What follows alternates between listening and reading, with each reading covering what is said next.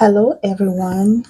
So, if you are a lover or have an interest in leather goods, leather bags, leather satchels, then you might find this video quite interesting. I have always had a fond admiration of the vintage Swiss Army leather bags, leather goods, and I finally decided to began purchasing myself a few pieces. And my first one arrived on yesterday. I just picked it up from my mailroom this morning as I made it in from work. But this is a look at the packaging that it arrived in. And I have already removed my shipping label so that I can go ahead on and comfortably share this with you guys. So I'm going to open the box a little slowly because there may also be an invoice on the inside, but I'll see in a minute.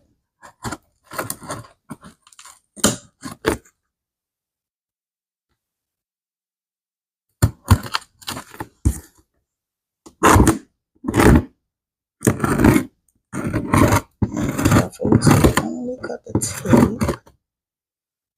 That should be enough to pull it open.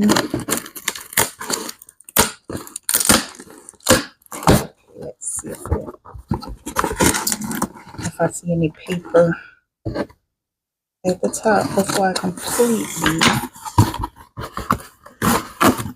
Let's see.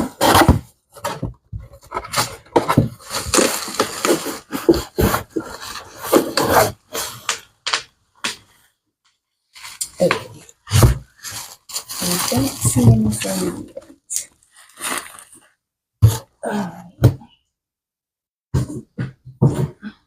So this is a real authentic Swiss military item, and the seller advertised it as a 1978 military map bag.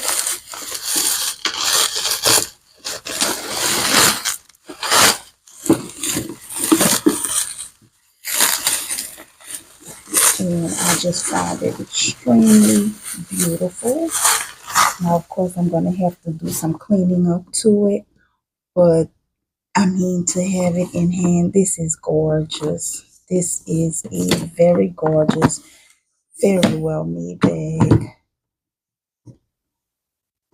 The hardware needs cleaning, but I could not be more excited. And I was able to get this at a pretty reasonable price.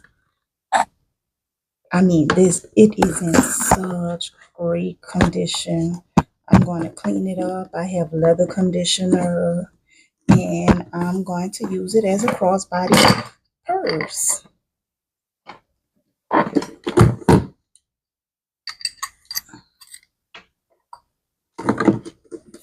I am, guys, I am so excited about this bag.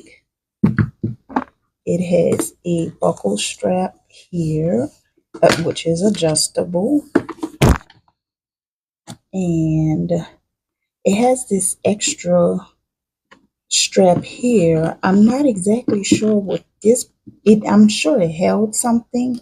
It had a purpose. It had to. Well, maybe if no, the straps don't come off. Maybe it held on to, like, I know some of these bags were able to go onto belts. This one seemed kind of big to go onto a belt, but this little strap, it has some type of purpose. But this, I mean, the leather, it is perfect. This is, and I read up that they are engraved with the the person that actually constructed the item. So This is a real authentic bag. So to go into a little of the history of the bag, I pulled up information on it, and it says a 1978 Swiss Army officer leather shoulder bag map holder is known as a cartonache.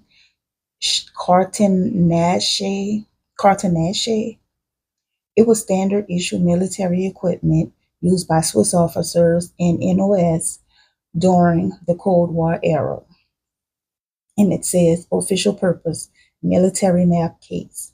The primary function of this bag was to carry maps, documents, and navigation tools needed in the field. Swiss military leather map cases were designed with a main compartment for folded maps and papers, internal loops for pens, pencils, or measuring tools, a shoulder strap so officers could keep it accessible on mount while walking or mounted. Swiss military map bags were specifically issued to carry around maps and other field documents, making them an essential command gear. Why officers needed the bags. Before digital navigation, officers depended entirely on paper maps and written orders. The bag allowed them to carry tactical maps, order and operational documents, notebooks and message forms, compasses and navigation tools, occasionally small field instruments. Officers needed quick access without opening backpacks. This shoulder design made that possible. So I feel like I am holding an actual part of history in my hand. And if you guys could feel the quality of this leather, it still has so much life to it. It is not worn at all, and the aging on it is just beautiful. To me, it's so beautiful. And when I clean this and put it on as my everyday crossbody, I'm just excited to get into this. I really am. Okay, guys, so I paused to play with it a little bit and adjust the straps on it, but I put the closure strap inside of this little flap here, and all I can say is I absolutely love this bag. I just love this bag, and I'm excited to finally have it in my hand. So, going back into the history of the bag, it says the Swiss military tradition and design philosophy. Swiss military equipment is famous for durability and longevity. These map cases were made from thick saddle leather for durability and weather resistance. Built to last decades, often remaining functional 50 plus years later, stamped with manufacturer, military inspection marks, and production year. The year stamp, like 1978, usually indicates manufacturing year or year issued to the officer. Swiss gear was often custom marked with the soldier's unit or marker's stamp. Why your bag is from 1978 Cold War context. In 1978, Switzerland maintained a large defensive army due to Cold War tension. Even though Switzerland was neutral, it was fully prepared for invasion. Your 1978 map bag would have been used during Cold War defense, military readiness, field exercises in alpine terrain, officer navigation, and command duties. This period still relied entirely on paper maps. GPS did not exist yet. Who used it? These were commonly issued to officers, NCOs, non commissioned officers, Signal Corps personnel, field medics, sometimes similar designs, map readers, and platoon leaders. Typical features of the 1978 Swiss map bag. Most examples include heavy brown leather construction, adjustable leather shoulder strap, flap closure with metal stud or strap, internal divider compartments, Swiss military stamp with year and marker. Some bags are stamped with names and unit markings, making them collectible. Modern collectability and value. Today, these bags are highly collectible military surplus, appreciated for craftsmanship and durability, often used as messenger bags or everyday carry. And that's, I love messenger bags, I love crossbodies, so this is going to be my new EDC, my new everyday carry bag. And the typical value range is between 80 to $200 depending on condition, markings, and originality. And mine was in between that 80 and 200, and I would say that I got it at a very reasonable price.